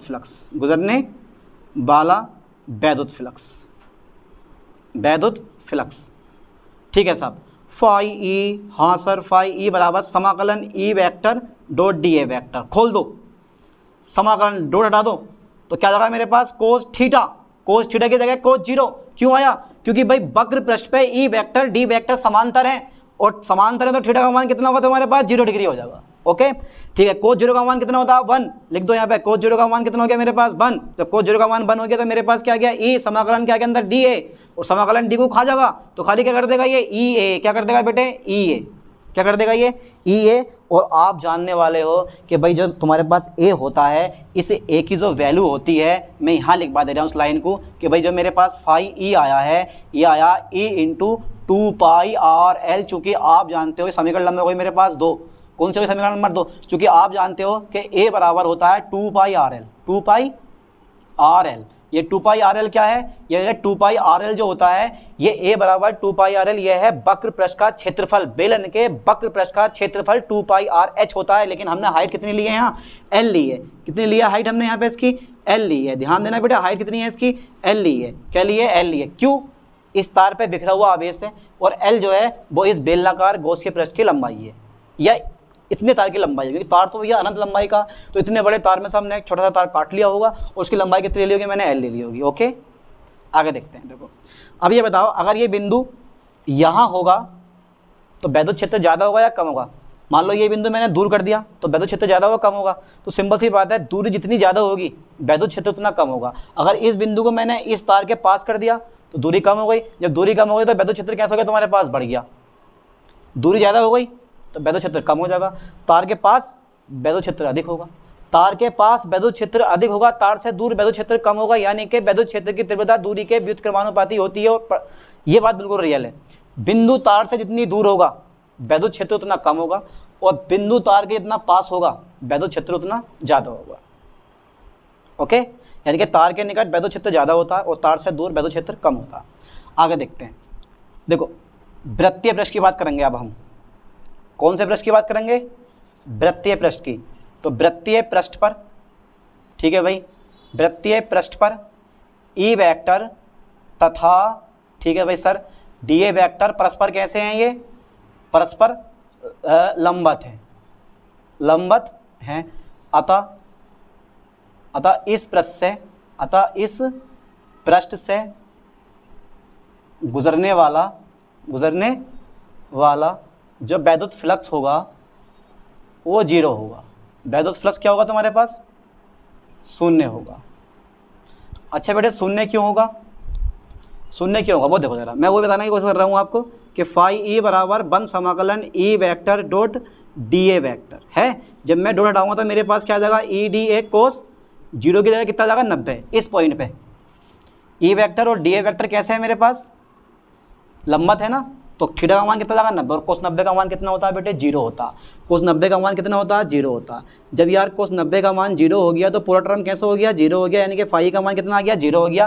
सिर्फ वक्र पृष्ठ से वैद्युत फ्लक्स गुजरेगा, वृत्तीय पृष्ठ पर कोई वैद्युत फ्लक्स नहीं गुजरेगा। कहने का मतलब यहाँ ये होता है।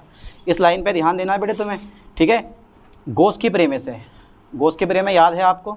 ठीक है भाई, गॉस की प्रेमिस है, ठीक है भाई, गॉस की प्रेमिस है, लॉस ऑफ गॉस की प्रेमिस है। तो गॉस की प्रेमिस क्या होती है? फाई ई बराबर होता है मेरे पास Q अपॉन एप्सिलॉन नॉट। ठीक है सर, समीकरण 1 से Q का मान लगा दूं? हाँ तो लगा दो। समीकरण 1 से Q का मान कितना है? लैम्डा एल है, तो उठा के और यहाँ लगा दो। तो फाई ई का मान मेरे पास कितना आ गया? Lambda L upon epsilon naught आ गया। समीकरण कौन से हुई मेरे पास? थर्ड हो गई। अब देखो ये भी फाई ई है बेचारा, ये भी फाई ई है, दोनों फाई फाई हैं, फाई में घूमते रहोगे, ठीक है। दोनों फाई हैं, तो दोनों फाई हैं, तो दोनों ये बराबर हैं, तो ये दोनों भी आपस में कैसे हो जाएंगे? बराबर हो जाएंगे। यानी कि समीकरण 1, समीकरण 2 व 3 की, समीकरण 2 व 3 की क्या करने पर? समीकरण 2 व 3 की तुलना करने पर। क्या करने पर बेटे? तुलना करने पर, ठीक है, तुलना करने पर। चलो साफ तुलना कर दो, तुलना कर रहा हूं मैं। तो E into 2 pi r l equal to lambda L upon epsilon naught, कर दी तुलना। दोनों बराबर हैं तो ये दोनों भी हमारे बराबर हो जाएंगे। तो एल से एल कट गया, गुणा वाला भाग में आ जाएगा। तो E बराबर आ गया मेरे पास lambda upon 2 pi are epsilon naught. ये अपना मेन फॉर्मूला आ गया। और यहाँ भी देखो वैद्युत क्षेत्र की तीव्रता जो है वो दूरी के व्युत्क्रमानुपाती ही आती है। हर पॉइंट पे वैद्युत क्षेत्र की तीव्रता दूरी के व्युत्क्रमानुपाती होती है। तो E बराबर lambda upon 2 pi are epsilon naught. Okay guys, इसके बाद देखो जरा क्या करने वाला हूँ मैं, लेकिन इससे हम न्यूमेरिकल सोल्व नहीं कर पाएंगे। अब न्यूमेरिकल सोल्व करने के लिए वैसे यहाँ तक करके आओगे नंबर पूरे मिलेंगे, लेकिन इससे जो है न्यूमेरिकल सोल्व करने में दिक्कत पड़ेगी आपको। तो मैं एक काम कर रहा हूँ, यहाँ से मैं ई बराबर कर दे रहा हूँ 1/2 पाई epsilon naught, 2 pi epsilon not अलग कर दे रहा हूँ और लैम्डा अपॉन आर में अलग कर दे रहा हूँ। अब देखो मुझे यहाँ 2 से भाग कर देनी है और 2 से गुणा कर देनी है, यानी कि ये आ जाएगा मेरे पास ई बराबर 1/4 पाई एप्सिलॉन नॉट और 2 लैम्डा बटा आर। मैंने 2 से गुणा कर दी और 2 से क्या कर दी बेटे, मैंने भाग कर दी, और ये आ गया मेरे पास फाइनल फॉर्मूला निकल के ई बराबर 1/4 पाई एप्सिलॉन नॉट क्यू बटा r. It's a very important topic, इस साल के लिए पेपर में पक्का फंसने वाला, रट्टा मान लो, याद कर लो, अगर समझ में ना भी आया जबरदस्ती याद करो चीज को। तो ई बराबर 1/4 पाई एप्सिलॉन नॉट 2 लैम्डा बटा आर, इससे करेंगे आगे न्यूमेरिकल। ठीक है, तो तार का पूरा जो है डेरिवेशन प्रूफ हो गया। और इस तार वाले में जो वैद्युत क्षेत्र आता है, यानी कि तार के निकट जो वैद्युत क्षेत्र आता है वो कितना आता है, ई बराबर lambda upon 2 pi are epsilon naught, या ई बराबर 1/4 पाई एप्सिलॉन नॉट 2 लैम्डा बटा आर। अब हमने इस तरह से कन्वर्ट क्यों करा, क्योंकि आप जानते हो कि 1/4 पाई एप्सिलॉन नॉट का मान कितना होता है, 9 × 10⁻⁹ न्यूटन मीटर स्क्वायर प्रति कूलम स्क्वायर होता है। इसीलिए हमने क्या करा, इसको 4 पाई में हमने कन्वर्ट करा ताकि हमें न्यूमेरिकल हल करते हुए कोई दिक्कत ना पड़े। तो यहाँ तक का स्क्रीनशॉट लें। इसके बाद पढ़ाते हैं तुम्हें अचालक चादर के निकट वैद्युत क्षेत्र की तीव्रता।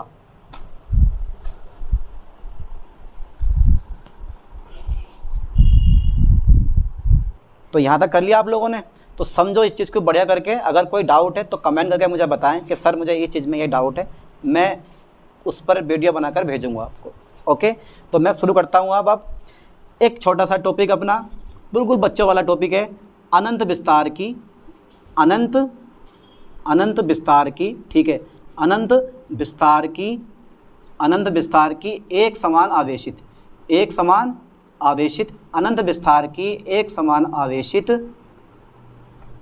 अचालक चादर। ध्यान देना बेटे, अचालक चादर के निकट, ठीक है, वैद्युत क्षेत्र की तीव्रता। ओके सर, वैद्युत क्षेत्र की क्या, तीव्रता का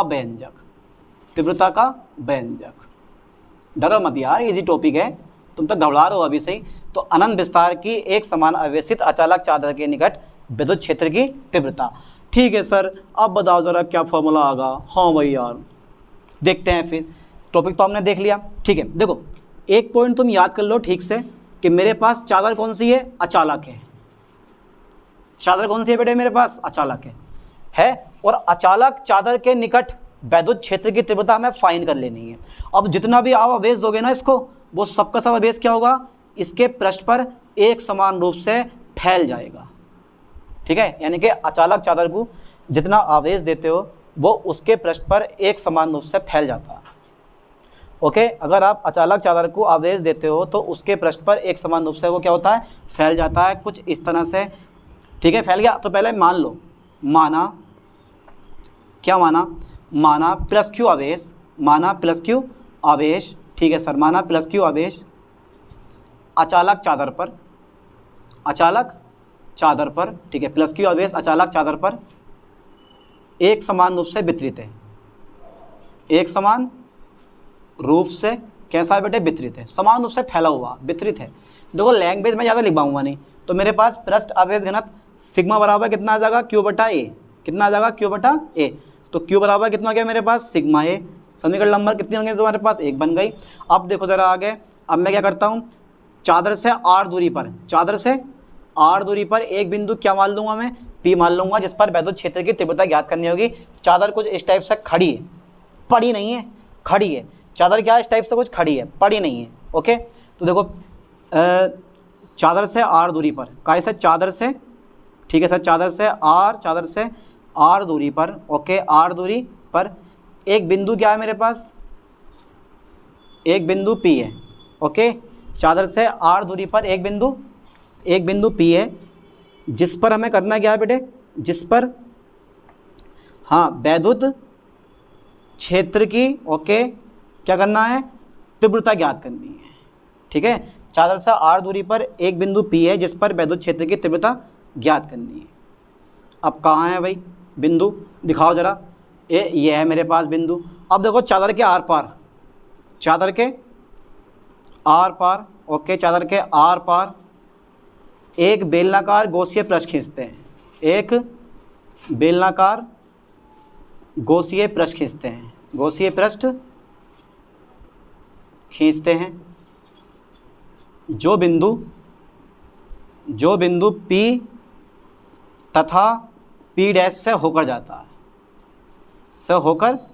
है, ओके सर, चादर के आर पार खींच दो, चादर के आर पार एक बेलनाकार गौसीय पृष्ठ खींचते हैं जो बिंदु P से और P डैश से होकर जाता है, ये ठीक है, ये खींच दिया। ऐसे ही ये वाला देखो, डॉट डॉट डॉट डॉट, फिर पूरा खींचो, ये दिखाई देगा आपको, ये वाला भाग दिखाई देगा।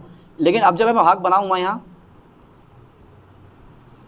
थोड़ा बड़ी कर दो चादर, और इस टाइप से ज़्यादा बड़ी कर दी मैंने, और यहाँ प्लस की बेस कर दिया, plus plus plus plus plus plus, ठीक है, प्लस। अब देखो इतना भाग आपको दिखाई देगा, यहाँ तक भाग आपको दिखाई देगा, लेकिन ये जो भाग आ गया ना, ये आ गया पीछे भाग इसके, ये वाला भाग कौन सा आ गया, इसके पीछे वाला भाग आ गया जो आपको दिखाई नहीं देगा। ध्यान देना, ये वाला भाग आपको दिखाई नहीं देगा, ये चादर के पीछे वाला भाग हो गया। इसका एरिया कितना है, ए है मेरे पास, लेकिन जो वितरित है, यहाँ ले दे रहा हूँ मैं, वितरित है। तो अब जो मेरे पास ये वाला पॉइंट आया, ये बाहर वाला भाग आपको दिखाई देगा, बाहर वाला भाग भी आपको दिखाई देगा। तो इस पॉइंट पे मेरे पास ई वेक्टर होगा इधर को, okay sir. D A vector ही मेरे पास इधर को होगा, इधर को होगा, ओके सर।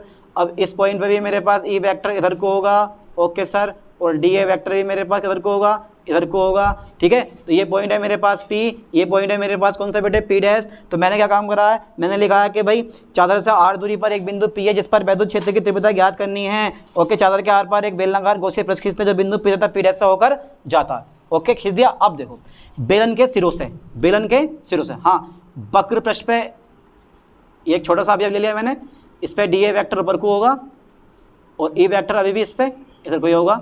यहाँ कोण बनना है हमारा कितने का, 90 का, ठीक है नहीं। और सिरों पर समांतर है, E vector D A vector सिरों पर कैसा समांतर है। तो देखो तब बेलन के सिरों से हेड से, ये भी सिरा है और ये भी सिरा, ठीक है। तो बेलन के सिरों से, तब बेलन के सिरों से गुजरने वाला, हाँ भाई, गुजरने वाला कौन सा फ्लक्स, वैद्युत फ्लक्स, हाँ सर। बेलन के सिरों से गुजरने वाला वैद्युत फ्लक्स, बेलन के सिरों से गुजरने वाला वैद्युत फ्लक्स फाई ई बराबर समाकलन, ए लगा दिया मैंने, चलो, E vector dot A vector समाकलन, फिर A E vector dot D A vector. अच्छा मैंने दो बार क्यों लिया, जा दिमाग लगाओ, आज देखता हूँ तुम्हारा माइंड। ये मैंने दो बार लिखा, दो बार क्यों लिखा, क्योंकि दो हैं, एक सिरा ये है, एक सिरा ये है, इसलिए मैंने इसको दो बार लिखा, है ना। लेकिन पिछले बार जो तार था उसमें हमने वृत्तीय पृष्ठ पे 0 था, तो हमने वृत्तीय पृष्ठ लिया ही नहीं, है नहीं।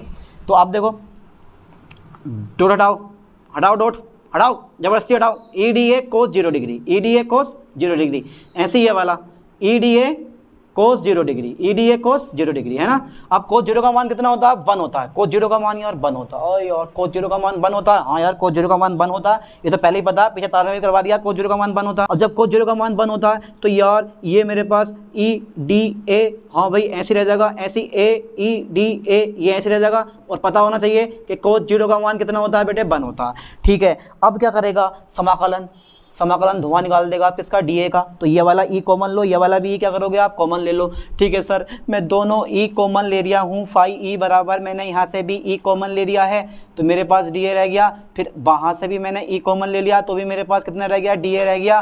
फिर क्या होगा सर, समाकलन डी को खा जाएगा, ए छोड़ देगा, ऐसे समाकलन डी को खा जाएगा, ए छोड़ देगा, तो ई ए कितना हो गया, 2EA हो गया। बहुत बढ़िया सर, तो फाई ई का मान आ गया 2EA।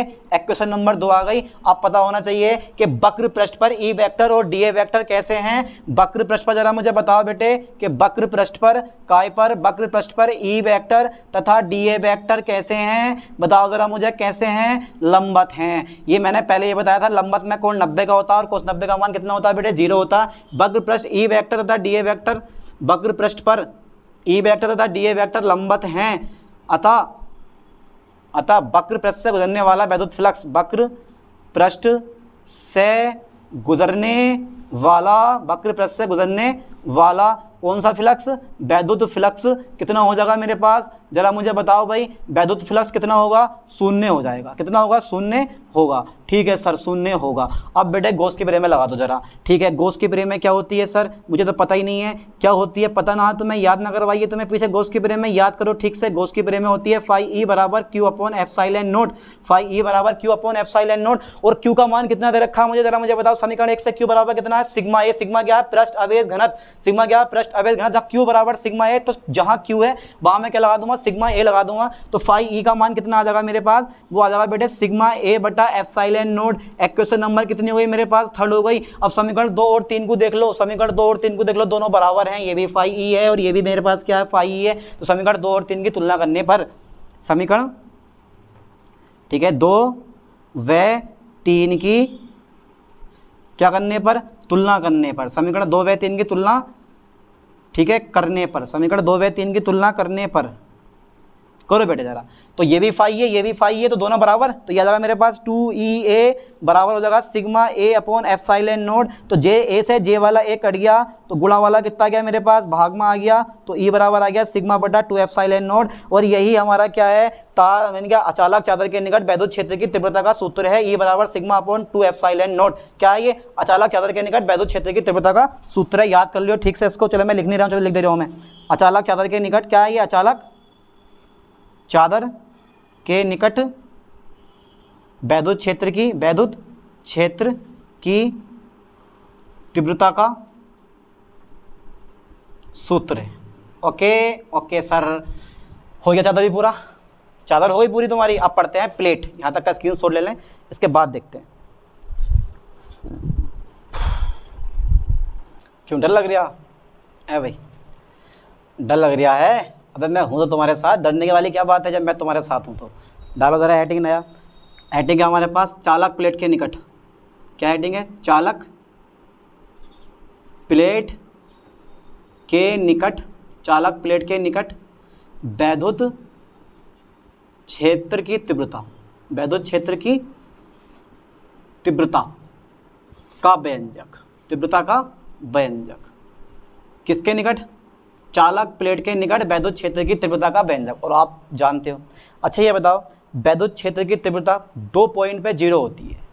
वैद्युत क्षेत्र की तीव्रता 2 पॉइंट पे 0 होगी। और वो पॉइंट कौन कौन से होते हैं, जरा सोचो, दिमाग लगाओ। वैद्युत क्षेत्र की तीव्रता 2 पॉइंट पे 0 होती है। अब 2 पॉइंट वो कौन कौन से, जरा मुझे बताओ। पहला दिमाग लगा लो, फिर मैं बताऊँगा।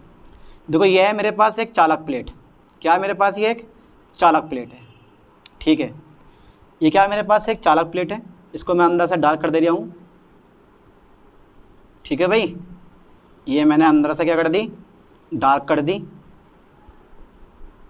चलो साहब, ये मैंने अंदर से क्या कर दी बेटे, डार्क कर दी। ठीक है सर, अंदर से मैंने डार्क कर दी। और बताओ ज़रा। सही है सर, मैंने अंदर से डार्क कर दी। ठीक है, जितना भी आवेश दोगे वो सब इसके बाह्य पृष्ठ पर होता है। भीतर आवेश कितना होता है, 0 होता है।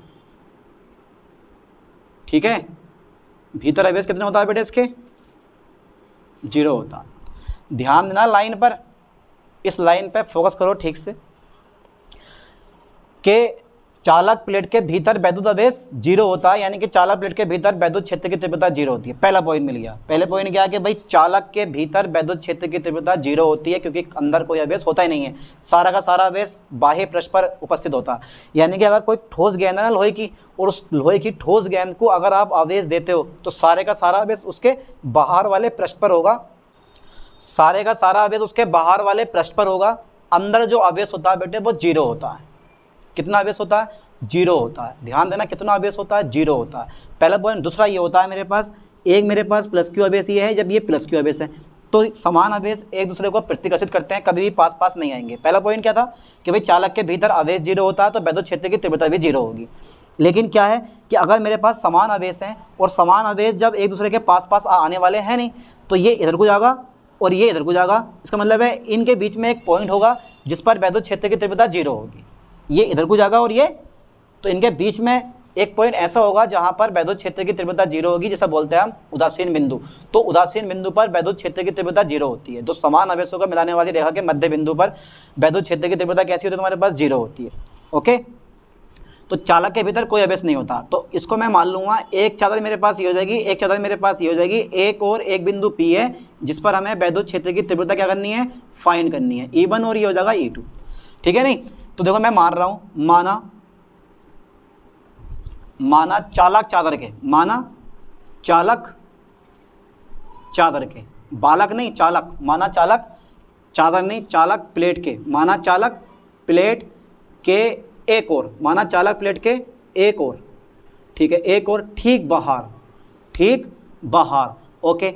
एक बिंदु क्या है मेरे पास, एक बिंदु P है, एक बिंदु P है जिस पर हमें करना क्या है, जिस पर वैद्युत क्षेत्र की तीव्रता ज्ञात करनी है, जिस पर वैद्युत क्षेत्र की तीव्रता ज्ञात करनी है। ठीक है, माना चालक प्लेट के एक और, माना चालक प्लेट के एक और ठीक बाहर एक बिंदु P है जिस पर वैद्युत क्षेत्र की तीव्रता ज्ञात करनी है। ओके ठीक है, अब देखो जरा, चादर प्लेट के भीतर कोई अवेश नहीं है, प्लेट के भीतर कोई अवेश नहीं है, कोई आवेश नहीं है, अतः प्लेट दो चादर फर्स्ट तथा सेकंड से मिलकर बनी है, ओके सर। अतः प्लेट दो चादर फर्स्ट तथा सेकंड से मिलकर बनी है। अब आगे देखो जरा बेटा, अतः प्लेट दो चादर फर्स्ट तथा सेकंड से मिलकर बनी है। ओके। तो चादर फर्स्ट के कारण, ठीक है भाई, चादर फर्स्ट के कारण निकाल दो, चादर फर्स्ट के कारण E1 का मान निकाल दो, तो यह जाएगा सिग्मा अपॉन 2 एप्सिलॉन नॉट। ठीक है, अब जब निकालोगे चादर सेकंड के कारण, ठीक है भाई, चादर सेकंड के कारण E2 का मान जब मैं निकालूंगा तो ये आ जाएगा सिग्मा अपॉन 2 एप्सिलॉन नॉट। तो E1 E2 दोनों का मान फाइंड हो गया।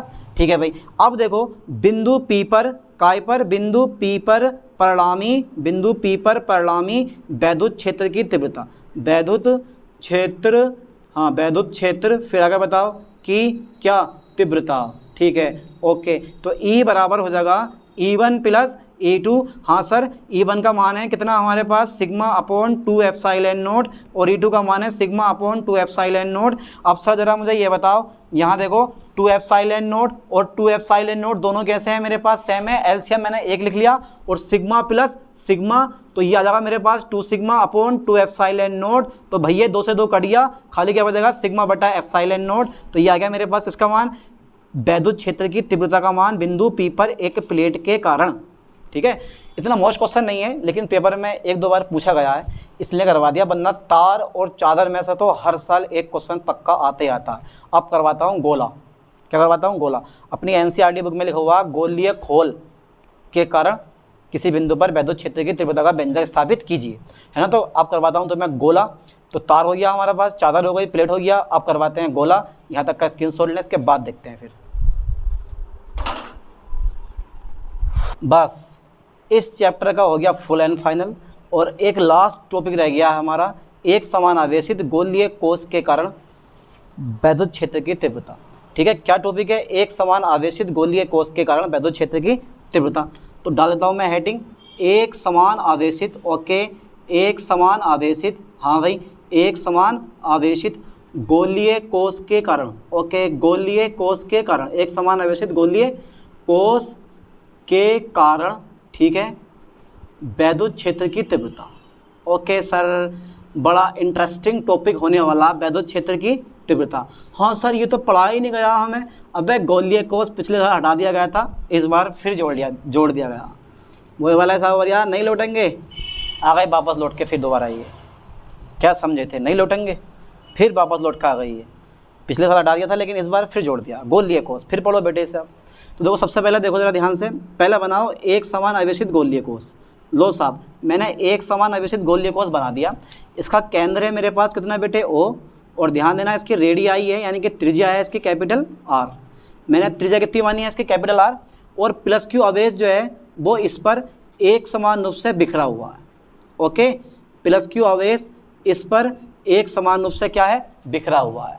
अब देखो मैंने माना कि भाई, माना गोलीय कोष पर, गोलीय कोष पर ध्यान देना, गोलीय कोष पर प्लस क्यू आवेश, प्लस क्यू आवेश एक समान रूप से वितरित है। ओके सर, प्लस क्यू आवेश एक समान रूप से वितरित है, एक समान रूप से वितरित है, ठीक है, वितरित है। अब देखो तीन जगह हमें वैद्युत क्षेत्र की तीव्रता निकालनी पड़ेगी।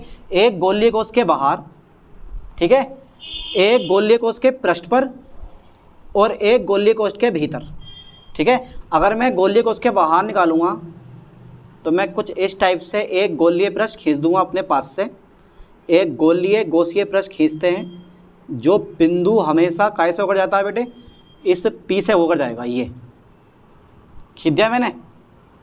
ओके सर, खींच तो दिया आपने, ठीक है। ये है मेरे पास एक पृष्ठ, यानी कि बिंदु पी है और इस पॉइंट पर ई वेक्टर और कौन सा वेक्टर बेटे, डी ए वेक्टर, वो कैसे होंगे, समांतर होंगे। ध्यान देना, दूरी कितनी है, डिस्टेंस यहाँ से यहाँ तक की डिस्टेंस कितनी मान ली मैंने, डिस्टेंस मान रखी है मैंने आर, कितनी मान ली डिस्टेंस मैंने, आर मान ली, स्मॉल आर, यानी कि स्मॉल आर जो है वो कैपिटल आर से बड़ा। एक तो बाहर याद करूँगा मैं पी पर, एक तो पॉइंट पी पर मैं वैद्युत क्षेत्र की तीव्रता याद करूँगा, और एक करूँगा मैं इस वाले पॉइंट पर अंदर, इसको बोल लिया मैंने पी डैश, तो एक करूँगा मैं इसके अंदर, ध्यान देना, एक करूँगा मैं इसके अंदर वैद्युत क्षेत्र की तीव्रता फाइंड, इस टाइप से, यानी कि इस पॉइंट पी पर। देखते हैं पॉइंट पी पर क्या होगा। ओके, फिलहाल तो मैं देखता हूँ। देखो गोलीय कोष के भीतर, मतलब गोलीय कोष के बाहर, ठीक है, गोलीय कोष के बाहर, ठीक है, पृष्ठ पर तथा भीतर, ओके, भीतर वैद्युत क्षेत्र की तीव्रता ज्ञात करनी है, वैद्युत क्षेत्र की तीव्रता ज्ञात करनी है। ओके सर, वैद्युत क्षेत्र की तीव्रता ज्ञात करनी है, ठीक है भाई। अब सर कैसे करोगे आप, वो भी बता दो। तो माना गोलीय कोष पर प्लस क्यू आवेश एक समान रूप से वितरित है। ओके, गोलीय कोष के बाहर, पृष्ठ पर तथा भीतर वैद्युत क्षेत्र की तीव्रता ज्ञात करनी है। तो पहला पॉइंट ले लेता हूँ मैं, गोलीय कोष के बाहर, गोलीय कोष के बाहर पहला पॉइंट रहेगा मेरा, गोलीय कोष के बाहर, यानी कि गोलीय कोष के बाह्य बिंदु पर, बाह्य बिंदु पर। और एक खास बात मेरे दोस्त, यहाँ आर जो है वो इस greater than two capital r, यानी कि आर क्या है, बहुत बड़ा है। देखो आर यहाँ से यहाँ तक की दूरी है और आर यहाँ से यहाँ तक की दूरी है, तो स्मॉल आर बड़ा है और कैपिटल आर के साथ क्या है, इस समय तुम्हारे पास छोटा है। स्मॉल आर के साथ तुम्हारे पास बड़ा है और कैपिटल आर छोटा। देखो स्मॉल आर बड़ा हो गया, कैपिटल आर छोटा हो गया। अब देखो जरा, इस लघु अवयव से गुजरने वाला वैद्युत फ्लक्स निकाल दूंगा मैं, ध्यान देना, लघु अवयव से, काय से बेटे, लघु अवयव से गुजरने वाला वैद्युत फ्लक्स, गुजरने वाला वैद्युत फ्लक्स। ओके सर, निकाल दो वाला वैद्युत फ्लक्स। हाँ सर, कितना आएगा जरा बताओ वैद्युत फ्लक्स। तो यार लघु अवयव से गुजरने वाला जो वैद्युत फ्लक्स है वो आएगा डी फाई ई और ई vector dot D A vector. Okay, अब अगर मैं क्या कर दूंगा इसका बेटे, अगर मैं डॉट हटा दूंगा तो मेरे पास क्या आएगा, कोस 0 डिग्री आएगा। और तुम्हें पता होना चाहिए कि कोस 0 का मान कितना होता है भाई, 1 होता है। तो कोस 0 का मान कितना रख दिया मैंने, 1 रख दिया। अब निकाल लूँगा मैं संपूर्ण, ठीक है, गोलीय पृष्ठ द्वारा, संपूर्ण गोलीय पृष्ठ द्वारा, ठीक है सर, संपूर्ण गोलीय पृष्ठ द्वारा, ठीक है, संपूर्ण गोलीय पृष्ठ से गुजरने वाला वैद्युत फ्लक्स, गुजरने वाला कौन सा फ्लक्स, वैद्युत फ्लक्स। ओके, वैद्युत फ्लक्स निकालो सर जरा कितना आएगा। अब संपूर्ण की बात कर रहे हैं हम, तो संपूर्ण के बारे जब निकालेंगे तो समाकलन जब लगाओगे तो समाकलन डी को खा जाएगा, तो खाली मेरे पास रह जाएगा फाई और इधर रह जाएगा मेरे पास समाकलन ई डी ए। कितना रह जाएगा, ए डी ए। अब देखो मैं क्या करने वाला हूँ, अब मैं डालने वाला हूँ इसका थोड़ा सा अचार। अचार कैसे डालूंगा, ई बाहर करूंगा और समाकलन लिख दूंगा डी ए। और पता होना चाहिए कि समाकलन डी का क्या करने वाला, खा जाएगा, खाली रहने का ए। और तुम जानते हो गोले का क्षेत्रफल कितना होता है, बताओ जरा मुझे। फाई ई बराबर हो जाएगा e into 4 pi are square, 4 pi are square. चूंकि आप जानते हो कि समाकलन डी ए बराबर 4 पाई आर स्क्वायर गोले का क्षेत्रफल होता है। कितना होता है बेटे, गोले का क्षेत्रफल होता है। इसको बना लो समीकरण नंबर 1। क्या बना लिया मैंने, समीकरण number 1। But you know Gauss की प्रेमिस है। ओके सर, गॉस की प्रेमिस है। हाँ भाई, गॉस की प्रेमिस भी तो होती है कुछ। हाँ यार होती तो है गॉस की प्रमेय में, पर होती क्या है, फाई ई बराबर क्यू अपॉन एप्सिलॉन नॉट होती है। अरे हाँ सर ये होती है, तो समीकरण 1 और 2 दोनों बराबर हो गई, ये भी फाई है ये भी फाई है, तो समीकरण 1 और 2 की तुलना कर दो। हाँ सर कर दो, हम घबरा रहे हैं। समीकरण 1 व 2 की क्या करने पर, 2 की तुलना करने पर, तो समीकरण 1 और 2 की तुलना करने पर, हाँ सर मज़ा आने वाला जब तुलना करोगे। तो तुलना जब करेंगे हम तो दोनों बराबर हैं, तो ये दोनों भी हमारे कैसे हो जाएंगे, आपस में बराबर हो जाएंगे। तो 4 pi are square, 4 pi are square बराबर हो गया Q upon epsilon naught, Q upon epsilon naught. तो गुणा वाला कायम आ जाएगा कूद काट के, लो साहब हमने भी कूद काट के इसको गुणा बजा दिया, तो ये हो जाएगा मेरे पास Q upon 4 pi are square epsilon naught हो जाएगा। तो अब एक काम कर लो बेटे इसको ज़रा, तो ऐसा कर लो 1 अपॉन 4 पाई एप्सिलॉन नोट अलग कर लो और क्यू अपॉन आर स्क्वायर अलग कर लो। समीकरण नंबर हो गई मेरे पास कितनी, 3। तो ये आ गई मेरे पास समीकरण number 3। I know you know कि आप जानते हो कि ई बराबर 1 upon 4 pi epsilon naught Q upon are square, ये वैद्युत क्षेत्र की तीव्रता का सूत्र होता है, निकल गया। पर अब देखो जरा, पृष्ठ आवेश घनत्व कितना हो तुम्हारे पास, पृष्ठ आवेश घनत्व कितना हो बेटे, पृष्ठ आवेश घनत्व कितना हो, पृष्ठ आवेश घनत्व सिग्मा हो तो सिग्मा बराबर होता है फॉर्मूला क्यू बटा ए। पर आप जानते हो कि क्यू बटा ए, अब जो ये क्षेत्रफल आगा वो किसका आगा, पृष्ठ का आगा, ये नहीं आगा, ये तो अपने पास से खींचा मैंने। जो आवेश बिखरा हुआ है वो इस पृष्ठ पर बिखरा हुआ है, पृष्ठ आवेश घनत्व भी इसी पृष्ठ का होगा, जो मेन पृष्ठ है अपना, ये तो खींचे हैं अपने पास से। ये वाला जो पृष्ठ खींचा है मैंने गोलीय पृष्ठ, वो अपने पास से खींचा है, अंदर वाला भी अपने पास से खींचा है, लेकिन मेन पृष्ठ क्या है, ये वाला है जिसका पृष्ठ आवेश घनत्व सिग्मा होगा, जिस पे प्लस क्यू आवेश बिखरा है। तो इसका क्षेत्रफल कितना हो जाएगा, 4 pi capital R square, 4 pi capital R square, 4 pi capital R square, ध्यान देना 4 पाई कैपिटल आर स्क्वायर। और अगर मैं यहाँ से क्यू का मान फाइंड करूँ तो भाग वाला गुणा में आ जाएगा, यह आ गया 4 pi are square sigma, 4 pi are square sigma. और इस क्यू का मान उठा के मैं समीकरण 3 में रख दूंगा और हमारा जो है डेरिवेशन प्रूफ हो जाएगा। तो लेकिन हमें जो है थोड़ा सा इरेज करना पड़ेगा, पहले इसका स्क्रीनशॉट ले लो थोड़ा सा, उसके बाद देखते हैं फिर। लो ज़रा स्क्रीनशॉट इसका खाली ले लो, बाद में देख लेंगे, बारी ले लिया, ठीक है। इसको मैं कर देता हूँ इरेज, क्योंकि डेरिवेशन काफ़ी बड़ा हो गया, ठीक है। देखो ज़रा अब आगे, तो मैं ये क्यू का मान उठा के रख दूंगा, समीकरण 3 में रख दूंगा, क्यू का मान पकड़ो और समीकरण 3 में रख दो। चलो भाई समीकरण 3 से ओके सर, समीकरण 3 से क्या करने वाले हैं आप, बेली डांस करने वाले हैं, यानी कि इस क्यू का मान उठा के क्यू की जगह रख देना, ई बराबर 1 अपॉन 4 पाई एप्सिलॉन नोट। और भैया ये आया मेरे पास, क्यू का मान आया 4 pi capital R square sigma, और अपॉन में आया तुम्हारे पास कितना, अपॉन में आया कितना हमारे पास, small R square. Okay sir, तो 4 पाई से 4 पाई कट गया, ठीक है। सिग्मा पहले लिख लो, सिग्मा बटा एप्सिलॉन नोट कर दो, दोनों के दोनों कांस्टेंट हो जाएंगे, और ये रह गया मेरे पास capital R square upon are square. और यही क्या है, यही क्या है मेरे पास, गोलीय कोष के बाहर, यानी कि गोलीय कोष के बाहर क्या है, ये गोलीय कोष के बाहर, ठीक है, गोलीय कोष के बाहर, ठीक है, बिंदु पी पर वैद्युत क्षेत्र की तीव्रता का सूत्र है, वैद्युत क्षेत्र की तीव्रता का क्या है, ये तीव्रता का सूत्र है।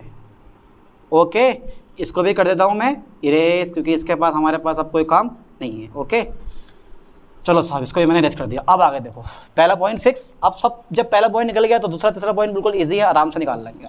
अब आ गए हम पृष्ठ पर, कहाँ पर आ गए हम, पृष्ठ पर, यानी कि सेकंड पॉइंट आ गया मेरे पास गोलीय कोष के पृष्ठ पर, गोलीय कोष के कहाँ पर, गोलीय कोष के पृष्ठ पर। ओके सर, गोलीय कोष के पृष्ठ पर निकालो भाई। जब मैं गोलीय कोष के पृष्ठ पर आ गया तो जो तुम्हारे पास छोटा आर, यानी कि अब मेरे पास बिंदु पी जो है, मेरे पास ये वाला बिंदु पी यहाँ पर आ गया।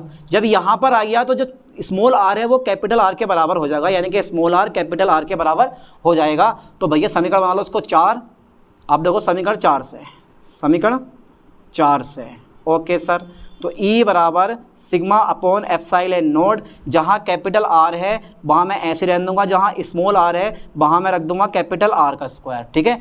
चूंकि आप जानते हो कि आर बराबर कैपिटल आर, तो आर स्क्वायर से आर स्क्वायर कट गया, ये बराबर आ गया सिग्मा बटा एप्सिलॉन नॉट। ओके, तो ये आ गया मेरे पास कहाँ पर, पृष्ठ पर आ गया। अगर मैं थर्ड पॉइंट फाइंड करूंगा तो थर्ड पॉइंट फाइंड कहाँ मेरे पास, गोलीय पृष्ठ के भीतर यानी कि गोलीय कोश के भीतर है। और आप जानते हो कि गोलीय कोश के भीतर आवेश कितना होता है, 0 होता है। मैं लिख दे रहा हूँ उसको कि गोलीय कोश के भीतर, ध्यान देना, गोलीय कोश के भीतर आवेश कितना होता है बेटे, गोलीय कोश के भीतर आवेश 0 होता है, आवेश 0 होता है। ठीक है, आवेश कितना होता है, 0 होता है। ओके, अब गोलीय कोश है ना, और कोश मेरे पास खोखला है, जैसा होता है ना गेंद होती है स्टम्पर वगैरह की, उसके अंदर जो है बाहर से तुम्हें पृष्ठ दिखाई देगा लेकिन अंदर से वो खोखली दिखाई देगी, तो उसके भीतर कोई आवेश होगा, कोई भी आवेश नहीं होगा, खाली पृष्ठ पर आवेश होगा उसके। ठीक है, तो गोलीय कोश के भीतर आवेश 0 होता है, ये बात बिल्कुल रियल है। ठीक है, गोलीय पृष्ठ के भीतर आवेश 0 होता है। जब इसके अंदर कोई आवेश ही नहीं है तो वैद्युत क्षेत्र भी नहीं होगा, वैद्युत फ्लक्स भी नहीं गुजरेगा, क्योंकि सारे का सारा देखो वैद्युत क्षेत्र की तीव्रता आवेश का कनेक्शन है, वैद्युत फ्लक्स का आवेश का कनेक्शन है। तो अगर आवेश ही नहीं है तो ना वहाँ वैद्युत क्षेत्र होगा, ना वहाँ तुम्हारे पास क्या होगा, चुंबकीय फ्लक्स होगा। कहने का मतलब यहाँ पर ये आता है कि फाई ई की जो वैल्यू आती है वो आ जाती है मेरे पास, बंद समाकलन लगा दे रहा हूँ मैं, ई डी ए, ठीक है, बराबर आ गया तुम्हारे पास कितना, ई डी ए, ठीक है, ई डी ए, और यह आ जाएगा मेरे पास फाई ई बराबर बंद समाकलन E D A Q upon epsilon not. ठीक है, तो आपको पता होना चाहिए कि आवेश कितना मेरे पास 0 है। जब आवेश का मान 0 है तो बेटे फाई ई का मान भी कितना हो जाएगा, फाई ई का मान भी 0 हो जाएगा, और ई का मान भी कितना आ जाएगा तुम्हारे पास, 0 आ जाएगा। दोनों के दोनों मान कैसे हो जाएंगे तुम्हारे पास, 0, और ई का मान भी कितना होगा तुम्हारे पास, 0। यानी कि 0, आवेश का मान 0 हो गया ना, जब आवेश का मान 0 हो गया तो फाई का मान अपने आप 0 हो गया। जब फाई का मान 0 हो गया तो भैया वैद्युत क्षेत्र की तीव्रता घंटा करेगी, वो भी 0 हो जाएगी, क्योंकि आवेश तो है ही नहीं, तो फाई का मान भी 0 और वैद्युत क्षेत्र की तीव्रता भी हमारे पास क्या होती है, 0 होती है। कहाँ पर, गोलीय कोश के भीतर। आई होप कि ये टॉपिक आपको समझ में आ गया होगा। ठीक है, तो इस तरह पहला भाग और सेकंड भाग दोनों से मिलकर मैंने पूरा चैप्टर बना दिया है। तो अगर पहला भाग देखना है तो डिस्क्रिप्शन में मैंने लिंक डाल दिया है, तो वहाँ जाकर आप देख लेना। अगर कोई भी परेशानी है, कोई दिक्कत है इस चैप्टर से, तो प्लीज़ मुझे कमेंट करके बताएं, मैं उसको रिप्लाई ज़रूर दूंगा। ठीक है, अब ऐसे ही नई टॉपिक के साथ, नई चैप्टर के साथ मिलते हैं नई वीडियो में। थैंक्स।